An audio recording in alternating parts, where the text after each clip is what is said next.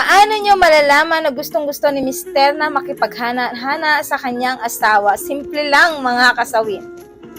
Kapag naligo si Mister sa gabi, tapos ito ay natulog na walang brief mga kasawi, aba naman, sino ba ang hindi mapapatumpik pagka ganito? Matik yan na gustong-gusto ng mga kalalakihan na talagang makipaghana-hana sa kanilang mga asawa kasi dahil wala na itong brief mga kasawi. Para naman kapag dinakma ng isang babae ang kanilang lato-lato ay talagang 100% na talagang tatayo ang kanilang mga junjun dahil wala itong kabrief mga kasawi na suot.